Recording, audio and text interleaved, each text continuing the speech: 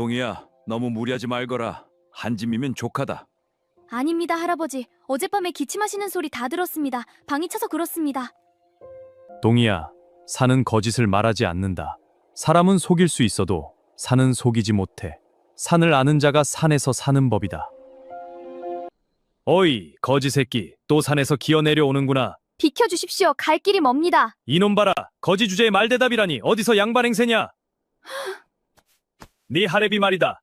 옛날에 칼 좀 잡았다고 떠벌리고 다닌다며? 늙어 빠져서 손자 하나 제대로 못 먹이는 주제에 무슨 군졸 출신 타령이야? 그게 자랑이냐? 늦었구나. 무슨 일이 있었느냐? 아닙니다, 할아버지. 나무를 좀 욕심내었더니 시간이 걸렸습니다. 늦었... 할아버지 또 왜 이러십니까? 진지를 다 잡수셔야 기운이 나시지요. 늙은이는 많이 먹지 않아도 된다. 너는 자라야 할 몸이니 든든하게 먹거라. 그러시면 저도 먹지 않겠습니다. 발은 힘으로 당기는 것이 아니다.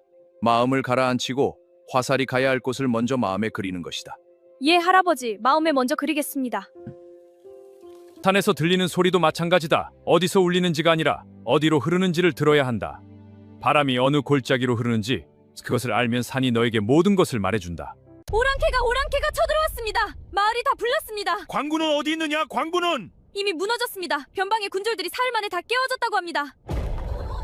할아버지, 우리도 도망가야 합니까? 동희야, 예, 할아버지. 산은 거짓을 말하지 않는다 하였지. 오늘 밤 바람을 잘 들어두거라. 어느 골짜기로 부는지. 할아버지, 우리도 떠나야 하지 않습니까? 동희야, 예, 할아버지. 늙은 다리는 산 아래까지 못 간다. 제가 업고 가겠습니다. 조금만 가시면 됩니다. 동희야, 너는 산 위로 올라가거라. 큰 바위 뒤 너만 아는 그 자리 거기에 숨어 있어라. 할아버지는요? 할아버지는 어떻게 하시려고요? 하레빈 여기 있을 것이다. 안 돼요, 할아버지! 동희야. 산은 거짓을 말하지 않는다 하였지. 사람도 그러해야 할 때가 있다. 등 돌리고 떠나는 것이 사람의 도리가 아닌 때가 있는 것이다. 나는 한때 이 변방을 지키던 사람이다. 그 시절의 약속을 잊은 적이 없다. 동희야, 너는 살아라. 살아서 하레비의 마지막을 기억해다오. 마을이 비었군. 늙은 쥐새끼 한 마리도 없는 모양이군. 역시 조선 놈들은 도망 하나는 잘합니다. 불을 질러라. 본대가 올 때 따뜻하게 맞이해줘야지. 이게 무슨 일인가? 늙은이가 아닌가? 늙은 개가 활을 잡았구나. 이 땅은 내 발로 걷던 땅이다. 너 같은 도적의 말발굽이 짓밟을 자리가 아니다. 도적이라? 우리는 천하의 군대다, 늙은이여. 너희가 군대라면 어찌하여 마을의 빈집에 불을 놓느냐? 어찌하여 도망친 안하게 짐을 노략질하느냐? 군대는 그러하지 않는다. 너희는 도적이다. 동희와 할아버지의 앞날은 어떻게 될까요? 구독과 좋아요로 동희를 응원해주세요. 자, 이제 이야기 속으로 들어가 보겠습니다. 깊은 산골 외딴 초가집 한 채에서 이야기는 시작됩니다. 조선 후기 북쪽 변방의 작은 마을이었습니다. 산이 첩첩이 둘러싸고 골짜기 사이로 맑은 시냇물이 흐르는 그런 곳이었습니다. 사람들은 화전을 일구고 산나무를 캐며 어렵게 살아가고 있었습니다. 그 마을 끝자락 산빛 아래 기댄 외딴 초가집 한 채가 있었습니다. 바람이 불면 지붕에 짚이 들썩이고 살인문은 비뚤어진 채로 세월을 견디고 있었습니다. 그 집에 사는 사람은 단 둘이었습니다. 백발이 성성한 노인과 이제 막 12살이 된 손자였습니다. 손자의 이름은 동이었습니다. 어릴 적에 부모를 모두 잃고 할아버지 손에서 자랐습니다. 할아버지는 젊어서 북쪽 변방을 지키던 군졸이었으나 늙어 고향으로 돌아와 어린 손자 하나만 보고 살아가고 있었습니다. 새벽이 채 밝기도 전에 동이는 지게를 지고 산에 올랐습니다. 할아버지 무릎이 시원치 않았기 때문이었습니다. 할아버지, 오늘은 제가 나무 한 짐 더 해올게요. 따뜻하게 군불 떼시고 누워 계세요. 녀석, 어린 것이 무리하지 말거라. 한 짐이면 족하다. 아닙니다, 할아버지. 어젯밤에 기침하시는 소리 다 들었습니다. 방이 차서 그렇습니다. 할아버지는 손자의 머리를 가만히 쓰다듬었습니다. 작은 어깨에 지게를 메고 산길을 오르는 손자의 뒷모습을 한참이나 바라보았습니다. 산에서 동이는 그저 나무만 한 것이 아니었습니다. 할아버지가 가르쳐준 대로 산의 길을 외우고 바람 부는 시각을 살피고 메아리가 어디서 어떻게 울리는지를 익혔습니다. 동이야, 산은 거짓을 말하지 않는다. 사람은 속일 수 있어도 산은 속이지 못해. 산을 아는 자가 산에서 사는 법이다. 할아버지의 그 한마디가 동희의 마음에 깊이 새겨져 있었습니다. 해가 중천에 뜰 무렵 동희는 나무 두 짐을 해서 마을로 내려왔습니다. 그런데 마을 어귀를 막 지나려는데 누군가 길을 떡하니 막아섰습니다. 마을에서 가장 큰 기와집에 사는 김부자의 외아들 김만석이었습니다. 동희보다 2살 위였으나 덩치는 어른만 했습니다. 어이 거지 새끼. 또 산에서 기어 내려오는구나. 비켜주십시오. 갈 길이 멉니다. 이놈 봐라. 거지 주제에 말대답이라니. 늙은 영감 하나 끼고 사는 주제에 어디서 양반 행세냐. 만석이 지게를 발로 툭 찾아 정성껏 묶어둔 나무찜이 우르르 흩어졌습니다. 동희는 입술을 깨물고 말없이 무릎을 꿇어 나무를 다시 주워 담았습니다. 내 할애비 말이다. 옛날에 칼 좀 잡았다고 동네방네 떠벌리고 다닌다며? 늙어 빠져서 손자 하나. 제대로 못 먹이는 주제에 무슨 군졸 출신 타령이야. 그 나이에 변방 지켰다는 게 자랑이냐. 동희의 손이 잠시 멈추었습니다. 할아버지를 욕한 그 한마디가 가슴을 비수처럼 찔렀습니다. 그러나 동희는 고개를 들지 않았습니다. 할아버지가 늘 일러두었기 때문이었습니다. 사람과 다투지 말거라, 산에서 배운 대로 살거라. 만석이 한참을 더 비웃다가 침을 한 번 뱉고는 가버렸습니다. 그 자리를 지나가던 마을 아낙 둘이 손가락질을 하며 수군거렸습니다. 저 집 영감 말일세. 손주 하나 데리고 산다고 동정하는 것도 한두 번이지. 늙으면 곱게 갈 일이지 어린 손주만 고생시키고 있구먼. 군졸 출신이면 뭐하나. 늙어서 집만 되는 것을. 동희의 귀에 그 말들이 또렷이 들어왔습니다. 손등에 박힌 가시보다 그 말들이 더 아팠습니다. 그러나 동희는 흩어진 나무를 묵묵히 다시 묶었습니다. 집에 돌아오니 할아버지가 마당에 나와 기다리고 있었습니다. 늦었구나. 무슨 일이 있었느냐? 아닙니다, 할아버지.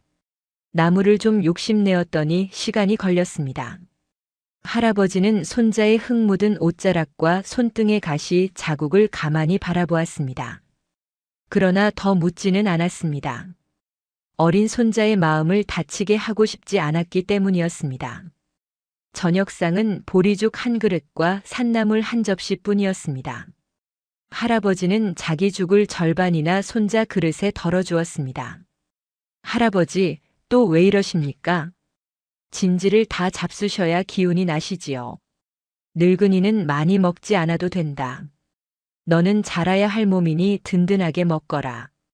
그러시면 저도 먹지 않겠습니다. 할아버지가 허허 웃으며 다시 죽을 자기 그릇으로 옮겼습니다. 동희는 그제야 숟가락을 들었습니다. 두 사람이 마주 앉아 보리죽을 나누는 그 작은 방 안이 동희에게는 세상에서 가장 따뜻한 곳이었습니다. 밥상을 물리고 나자 할아버지는 벽에 걸어둔 낡은 활을 내렸습니다. 활대는 세월에 닳았지만 시위는 여전히 팽팽했습니다. 할아버지가 청춘을 변방에서 보내며 함께한 활이었습니다. 동희야, 오늘도 한번 잡아보아라. 예, 할아버지. 동희는 활을 받아들었습니다. 어린 팔에는 무거웠지만 할아버지가 손수 쥐어주신 활이었기에 한 번도 무겁다고 한 적이 없었습니다. 활은 힘으로 당기는 것이 아니다. 마음을 가라앉히고 숨을 고르고 화살이 가야 할 곳을 먼저 마음에 그리는 것이다. 예, 할아버지. 마음에 먼저 그리는 것이지요. 산에서 들리는 소리도 마찬가지다. 어디서 울리는지가 아니라 어디로 흐르는지를 들어야 한다. 바람이 어느 골짜기로 가는지, 메아리가 어느 절벽에 부딪히는지 그것을 알면 산이 너에게 모든 것을 말해준다. 동희는 할아버지의 말씀을 한마디도 놓치지 않으려고 귀를 기울였습니다. 그날 밤 동희가 잠자리에 든 뒤에도 할아버지는 호롱불 아래 오래 앉아 활시위를 쓰다듬었습니다. 마치 무언가를 예감하는 사람처럼 한참을 그렇게 앉아 있었습니다. 며칠이 지난 어느 날이었습니다. 마을 어귀에 낯선 사람들이 들이닥쳤습니다. 옷차림이 남루하고 짐을 머리에 인 안악들과 우는 아이들을 등에 업은 노인들이었습니다. 산 너머 마을에서 온 피난민이었습니다. 오랑캐가 쳐들어왔습니다. 마을이 다 불탔습니다. 관군은 어디 있느냐? 관군은 이미 무너졌습니다. 변방의 군졸들이 사흘 만에 다 깨어졌다고 합니다.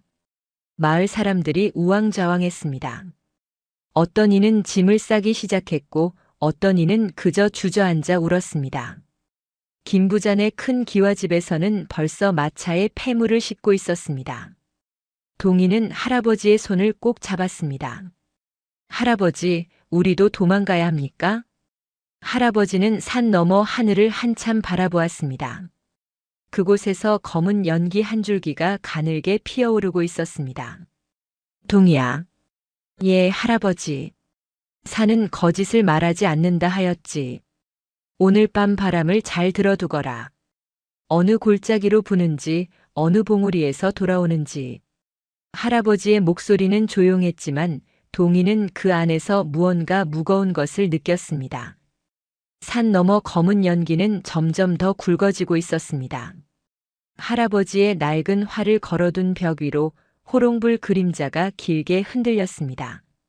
산 너머 검은 연기는 밤이 깊어질수록 더 짙어졌습니다.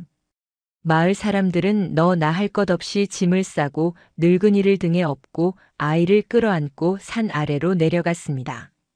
한밤중까지 골목골목에서 울음소리가 그치지 않았습니다. 김부잔의 큰 기와집에서는 마차에 폐물 괴짝을 차곡차곡 싣는 소리가 새어나왔습니다. 만석이 종을 다그치는 소리도 함께 들렸습니다. 빨리빨리. 어물거리다 오랑캐 칼 맞고 싶으냐? 마을이 텅 비어갔습니다. 그러나 산비탈 끝 외딴 초가집의 호롱불은 꺼지지 않았습니다. 동이가 할아버지의 바지자락을 쥐고 매달렸습니다. 할아버지, 우리도 떠나야 하지 않습니까? 어서 가십시다. 동이야. 예, 할아버지. 늙은 다리는 산 아래까지 못 간다. 제가 업고 가겠습니다. 조금만 가시면 됩니다. 할아버지는 손자의 머리를 가만히 쓰다듬었습니다. 그러고는 말없이 벽에서 낡은 활을 내렸습니다. 등 뒤에 화살통 하나를 메었습니다. 그 모습이 어딘지 옛날 변방에서 청춘을 보내던 그때의 모습과 닮아 있었습니다.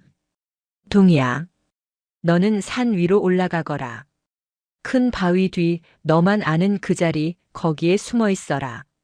할아버지는요? 할아버지는 어떻게 하시려고요? 할애비는 여기 있을 것이다. 안 됩니다. 같이 가십시다, 할아버지. 동이야. 할아버지의 목소리는 조용했지만 그 안에 단단한 무엇이 들어 있었습니다. 산은 거짓을 말하지 않는다 하였지. 사람도 그러해야 할 때가 있다. 등 돌리고 떠나는 것이 사람의 도리가 아닌 때가 있는 것이다. 나는 한때 이 변방을 지키던 사람이다. 그 시절의 약속을 잊은 적이 없다. 너는 살아라. 살아서 할애비의 마지막을 기억해다오. 동이는 울음이 터지려는 것을 입술을 깨물어 참았습니다. 할아버지가 동이의 작은 손에 무언가를 쥐어주었습니다.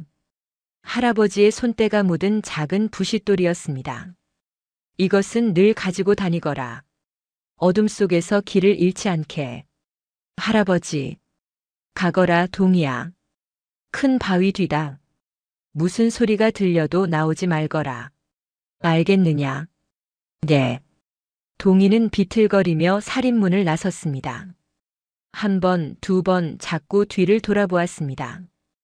호롱불 아래 할아버지가 활대를 점검하는 옆모습이 보였습니다. 그것이 동이가 본 할아버지의 마지막 옆모습이었습니다. 산은 깊고 어두웠습니다. 동이는 큰 바위 뒤에 몸을 웅크리고 앉아 가쁜 숨을 골랐습니다. 손에 쥔 부싯돌이 자꾸 미끄러졌습니다.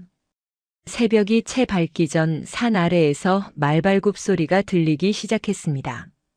처음에는 한두 마리 그러더니 점점 더 많아졌습니다.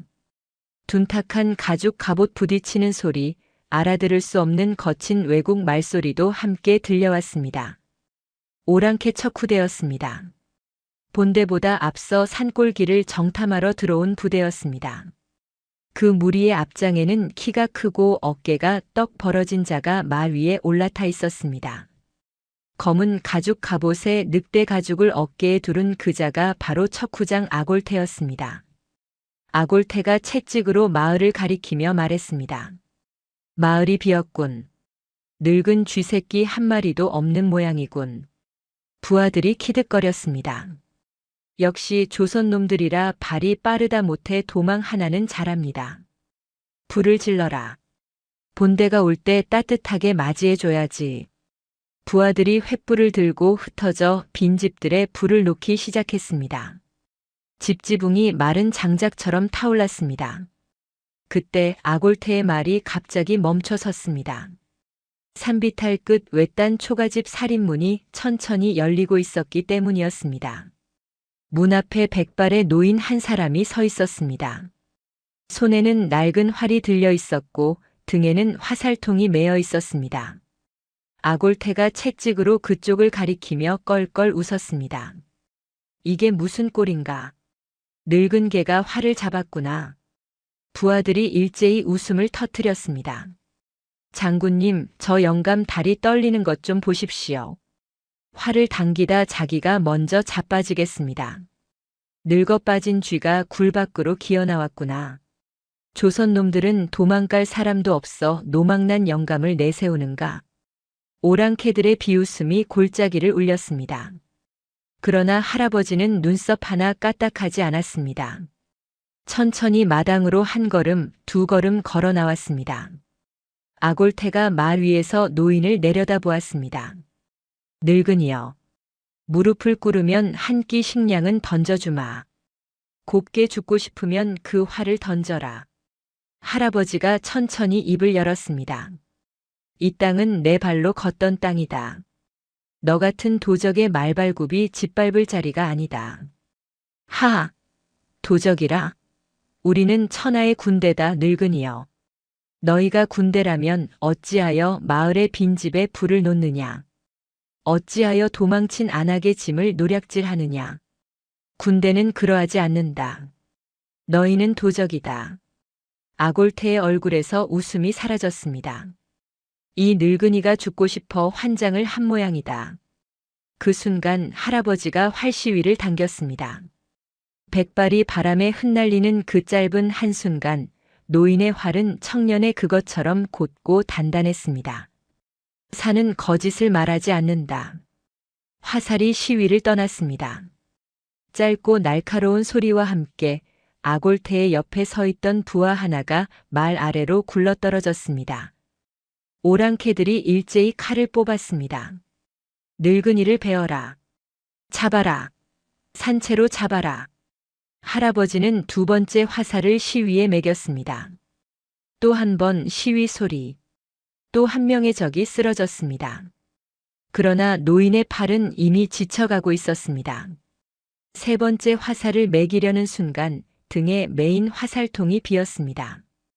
오랑캐 5명이 사방에서 노인을 에워쌌습니다. 아골태가 말에서 내려와 곧게 다가왔습니다. 늙은 개가 짖을 만큼 짖었구나. 할아버지는 활을 지팡이처럼 짚고 똑바로 섰습니다. 비틀거리는 몸에도 등은 곧았습니다. 이 땅의 흙이 너희의 무덤이 될 것이다. 산이 그것을 알고 있다. 큰 바위 뒤에서 모든 것을 지켜보던 동이의 입에서 비명이 나오려 했습니다. 동이는 자기 손등을 입에 가져다 댔습니다. 입속의 비명을 막기 위해 어린이로 손등을 깨물었습니다. 손등에서 피가 흘렀지만 동이는 알지 못했습니다. 두 눈이 두 줄기 눈물로 가득했습니다. 아골태의 칼이 한 번 번쩍였습니다. 그것이 전부였습니다. 할아버지가 조용히 풀밭으로 무너졌습니다. 손에서 활이 떨어졌습니다. 그러나 그 손은 끝까지 활대를 향해 뻗어 있었습니다. 아골태가 노인의 시신 옆에 서서 침을 한 번 뱉었습니다. 늙은 짐승의 시체로구나. 묻을 가치도 없다. 늑대들이 알아서 치울 것이다. 장군, 저자가 쏜 화살에 우리 둘이 당했습니다. 시신을 베어 본보기로 삼아야 합니다. 내버려 두어라. 새벽까지 본대가 와야 한다. 가자. 오랑캐들이 마을의 빈집들을 더 불태우고는 말머리를 돌려 떠났습니다.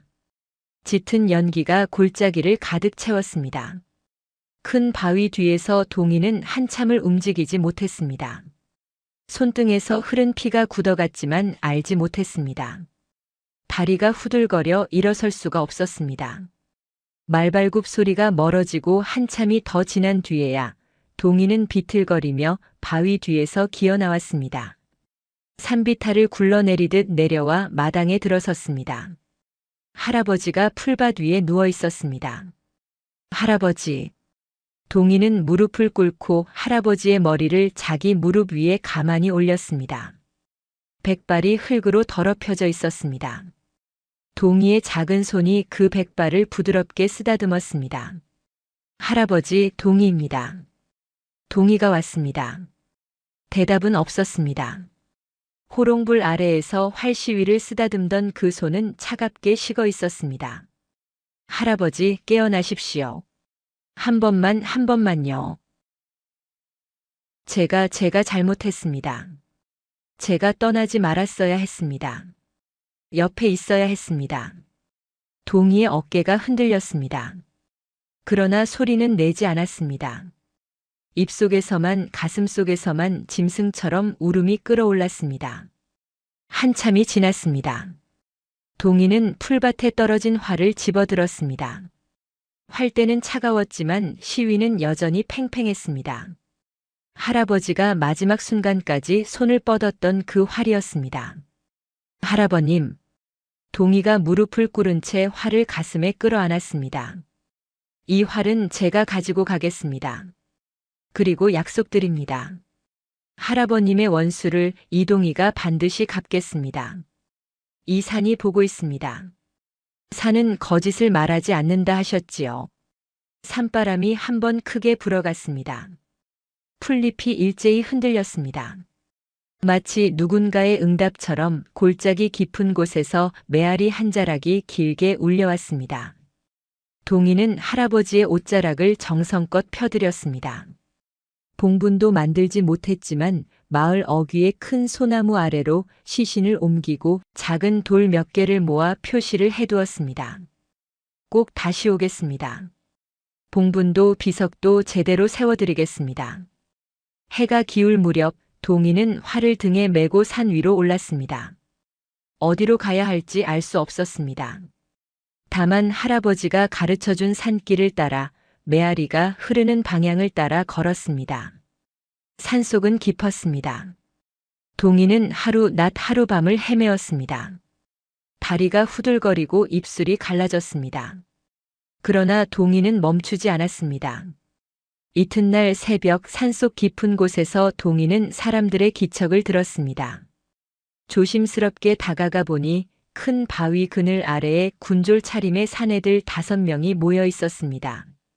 모두 갑옷이 찢어지고 어떤 이는 팔을 천으로 동여맸고 어떤 이는 다리를 절뚝이고 있었습니다. 변방의 진이 깨지고 산속으로 흩어진 조선군 패잔병들이었습니다. 그중 가장 나이 들어 보이는 자가 칼을 짚고 일어서며 동이를 향해 호통을 쳤습니다. 이 어린 게 누구냐? 어디서 기어들어 왔느냐?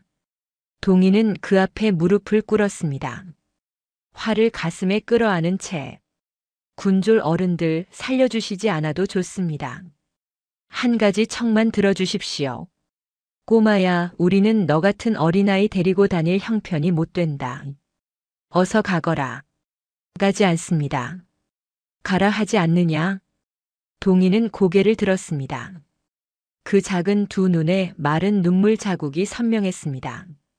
어른들, 제 할아버지가 어젯밤 오랑캐 칼에 돌아가셨습니다. 척후장이라는 자가 시신에 침을 뱉고 갔습니다. 저 혼자서는 그 원수를 갚을 수가 없습니다. 그러나 산은 압니다. 메아리가 어떻게 우는지, 바람이 어디로 흐르는지, 그것이 적군에게 무엇을 할 수 있는지를. 군졸들이 서로를 마주 보았습니다.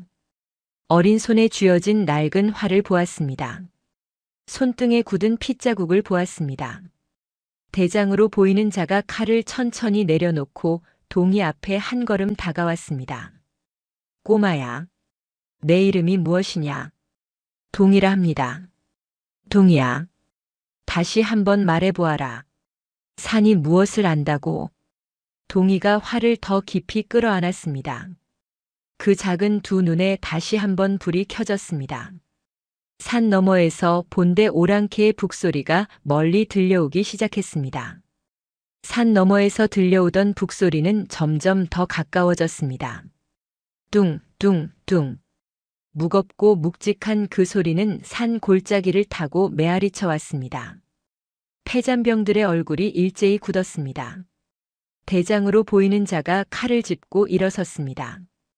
본대다. 곧 협곡으로 들어선다. 우리는 시간이 없다. 다른 군졸 하나가 입술을 깨물며 말했습니다. 저것이 본대라면 적어도 수천이요. 우리는 다섯이요, 부장 어른. 부장이라 불린 자 조부장이 동이를 내려다보았습니다. 꼬마야, 다시 한번 묻겠다. 산이 무엇을 안다고? 동이는 활을 더 깊이 끌어안았습니다. 그러고는 천천히 그러나 또박또박 말했습니다. 이곳에서 한참을 더 가시면 좁은 협곡이 하나 있습니다.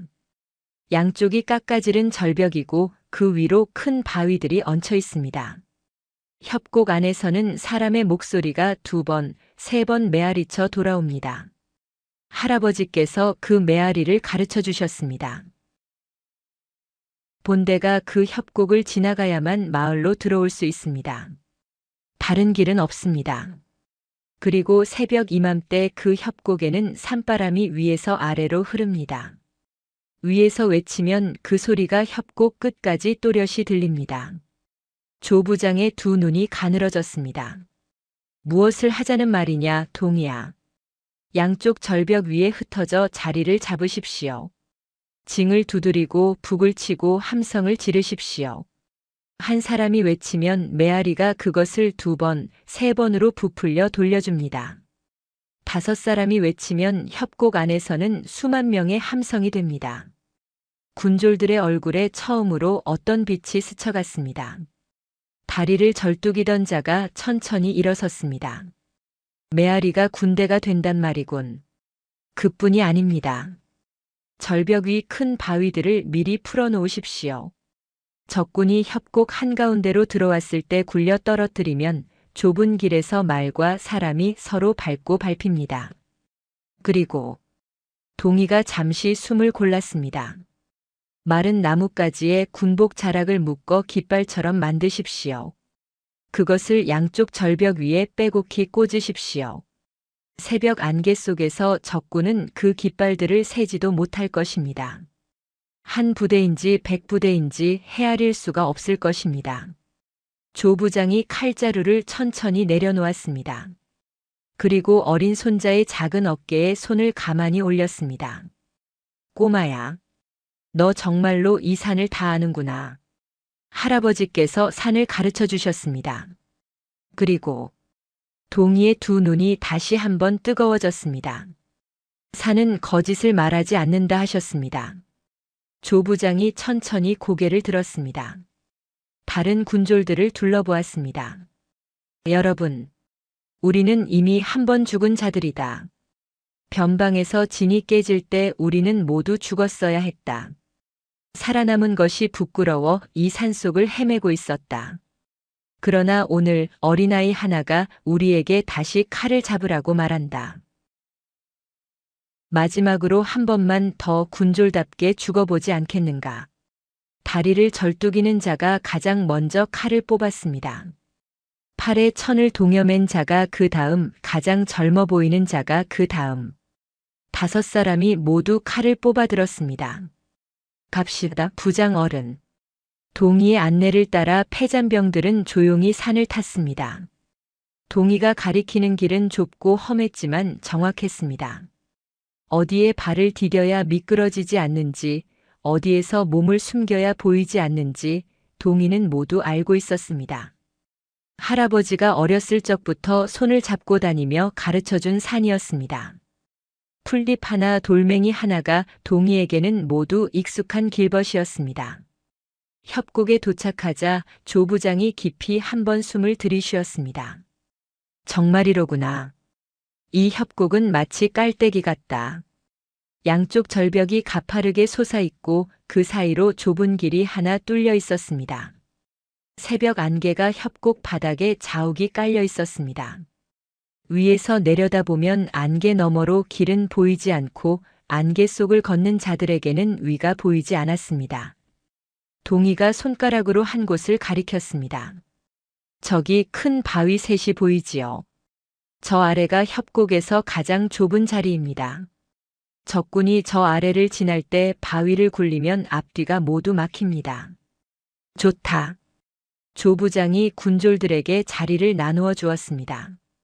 가장 힘 좋은 둘은 큰 바위 옆으로, 활을 잘 쏘는 둘은 양쪽 절벽 끝으로, 자신은 한가운데서 깃발과 징을 맡았습니다.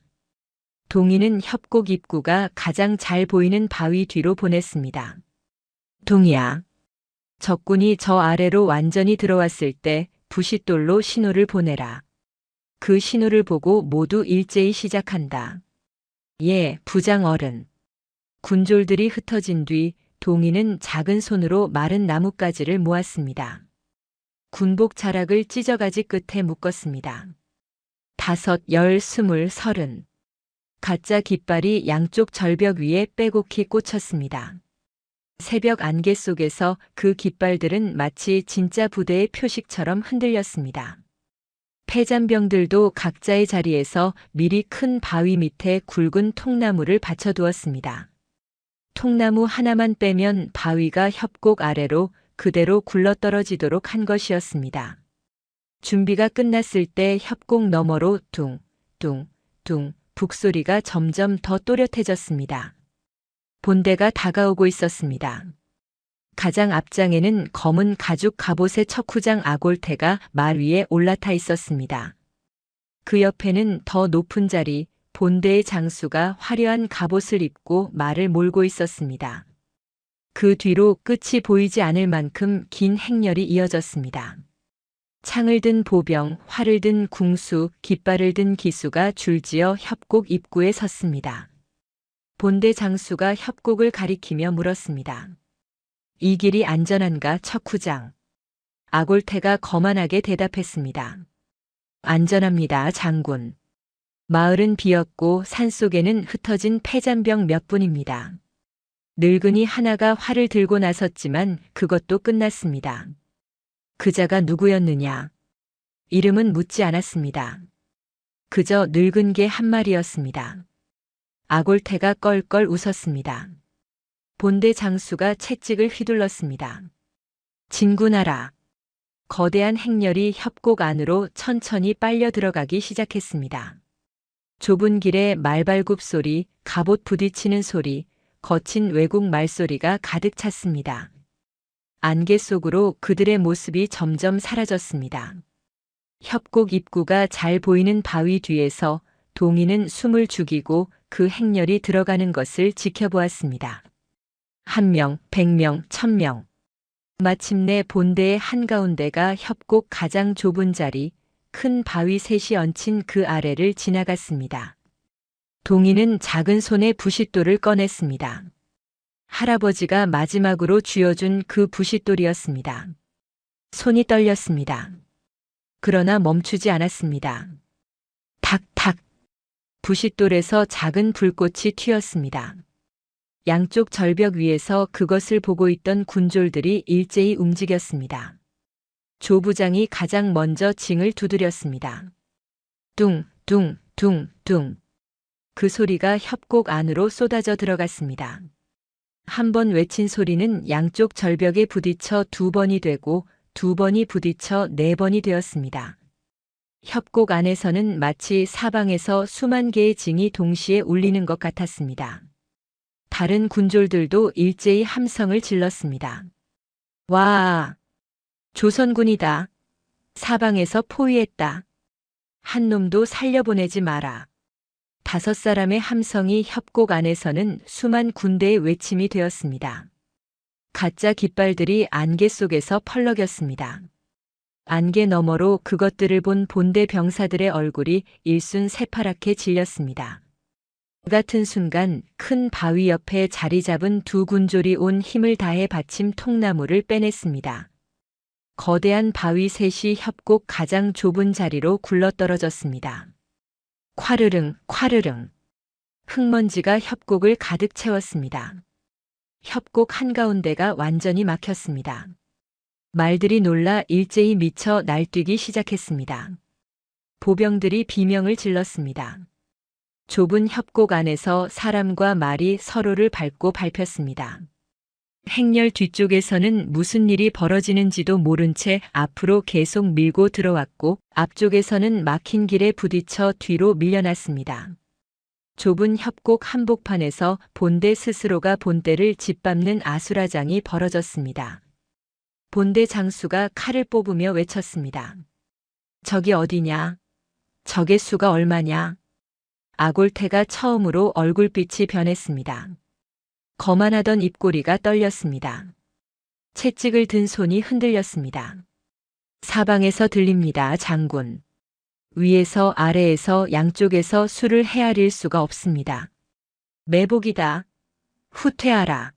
후퇴하라. 그러나 후퇴할 길은 없었습니다. 좁은 협곡에서 앞은 바위에 막혔고 뒤는 자기 부대의 행렬에 막혔습니다. 본대 병사들이 자기들끼리 부딪히고 짓밟혔습니다. 비명과 함성과 메아리가 협곡 전체를 가득 채웠습니다. 위에서는 패잔병들이 활을 쏘아댔습니다. 화살이 날아갈 때마다 협곡 안에서는 수십, 수백 명이 동시에 활을 쏘는 것처럼 들렸습니다. 메아리 때문이었습니다. 본대 병사들은 사방에서 화살이 쏟아진다고 믿었습니다. 갑옷도 깃발도 다 버리고 안개 속을 우왕좌왕했습니다. 본대 장수가 칼을 뽑아 아골태를 향해 겨누었습니다. 척후장, 내가 안전하다 하지 않았느냐? 내가 늙은 게 하나뿐이라 하지 않았느냐? 이게 무슨 꼴이냐? 아골태는 대답하지 못했습니다. 어제 새벽 노인의 시신 옆에서 침을 뱉던 그 입술이 지금은 새파랗게 떨리고 있었습니다. 거만하던 두 눈은 사방을 두리번거렸습니다. 위에서 아래에서 양쪽에서 쏟아지는 함성과 화살 속에서 그는 자기 군대가 무너지는 모습을 그저 바라볼 수밖에 없었습니다. 늙은 개 한 마리도 못 된다며 비웃던 그 입은 이제 한마디 명령도 내놓지 못했습니다. 채찍을 든 손은 식은 땀으로 미끄러졌습니다. 협곡 입구가 잘 보이는 바위 뒤에서 동이가 천천히 일어섰습니다. 안개 너머로 본대의 혼란이 또렷이 보였습니다. 동이의 작은 두 눈이 한 사람을 찾아내고 있었습니다. 검은 가죽 갑옷에 늑대 가죽을 어깨에 두른 자. 채찍을 든 손이 떨리는 자. 어제 새벽 외딴 초가집 마당에서 늙은 개라 부르며 시신에 침을 뱉던 그 자. 척후장 아골태였습니다. 동이는 등에 맨 활을 가만히 앞으로 가져왔습니다. 할아버지의 손때가 묻은 그 활이었습니다. 작은 손으로 시위에 화살을 매겼습니다. 어린 팔이지만 시위는 곧고 단단했습니다. 할아버지가 그날 밤 호롱불 아래에서 잡아준 그 자세 그대로였습니다.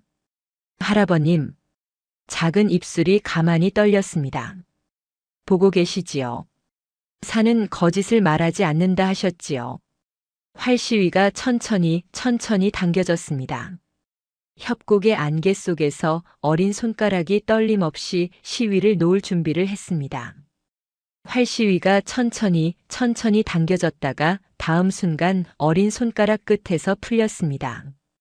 짧고 날카로운 시위 소리가 새벽 협곡 위에 울렸습니다. 화살은 안개를 가르며 똑바로 날아갔습니다. 어제 외딴 마당에서 노인의 시신에 침을 뱉던 자, 척후장 아골태의 가슴 한가운데로.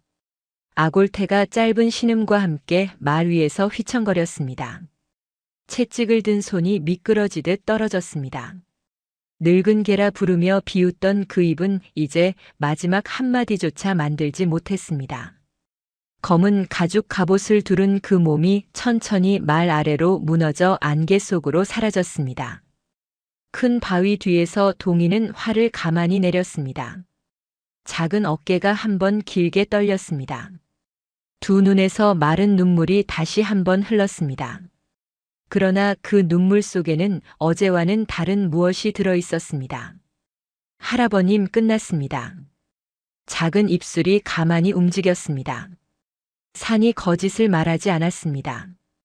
같은 시각 협곡 안에서는 본대의 마지막 발버둥이 이어지고 있었습니다. 본대 장수가 부하들을 모아 좁은 길을 뚫으려 했지만 위에서 쏟아지는 화살과 사방을 휘감는 메아리 속에서 그 누구도 방향을 잡지 못했습니다.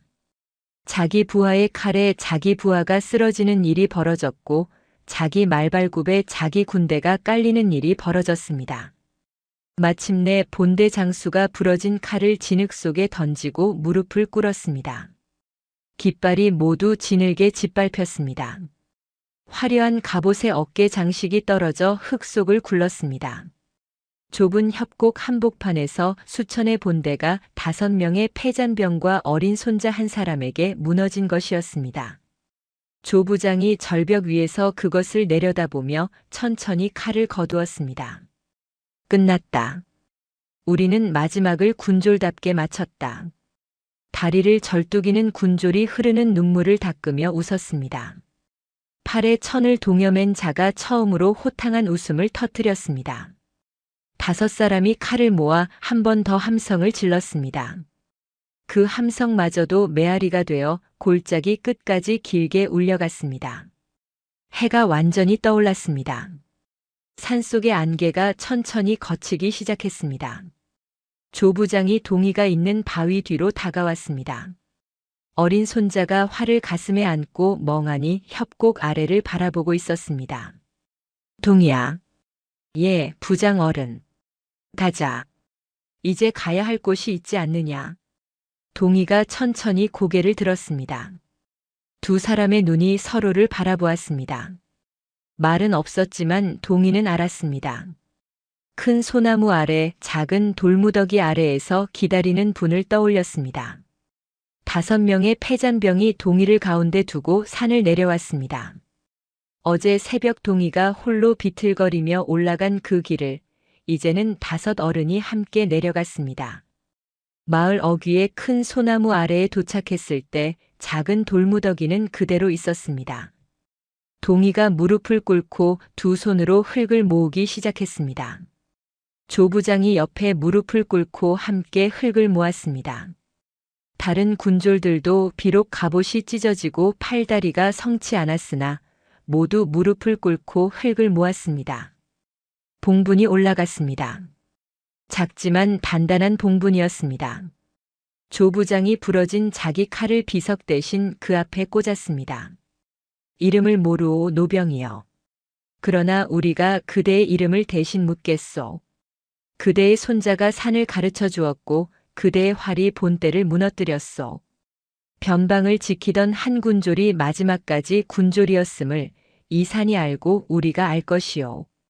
5 군졸이 일제히 무릎을 꿇어 깊이 절을 올렸습니다. 동이가 가장 마지막에 가장 깊이 절을 올렸습니다. 할아버님, 약속을 지켰습니다. 봉분도 비석도 세웠습니다. 그리고 그 사람도 제가. 말끝이 흐려졌습니다. 그러나 산바람이 한번 부드럽게 불어갔습니다. 마치 답하는 것처럼 백발의 따스한 손길이 어린 머리를 한번 쓰다듬고 떠나가는 것처럼 해가 중천에 올랐을 무렵 산 아래에서 마을 사람들이 하나둘 돌아오기 시작했습니다. 김부잔의 마차도 그 중에 있었습니다. 만석이 종을 다그치며 마차에서 폐물 괴짝을 다시 내리고 있었습니다. 만석이 동이를 보더니 평소처럼 입을 열었습니다. 내 이놈 어디 갔다 오는 게냐? 지푸라기 한 단이라도 챙겨가. 그러나 만석의 말은 끝나지 못했습니다. 동이의 옆에 5명의 군졸이 서 있는 것을 본 것이었습니다. 갑옷은 찢어지고 흙이 묻었으나 그 눈빛은 본때를 무너뜨리고 돌아온 자들의 눈빛이었습니다. 만석의 얼굴이 새파랗게 질렸습니다. 조 부장이 천천히 만석 앞에 섰습니다. 내가 김 부장의 자식이렸다. 예, 그렇습니다만. 오랑캐 칼이 이 마을 어귀까지 들이닥쳤을 때 내가 가장 먼저 한 일이 무엇이었느냐? 늙은 어른을 등에 업었느냐? 우는 아이를 끌어안았느냐? 아니면 폐물 괴짝을 마차에 실었느냐? 내 마차에 실린 그 괴짝 모두 풀어 마을 사람들에게 나누어 주거라. 집을 잃은 자, 부모를 잃은 자가 적지 않을 것이다. 사람을 살리는 데 쓰지 못한 곡식과 비단은 이 땅에서 다시 부자의 것이 될 자격이 없다. 만석은 대답하지 못했습니다.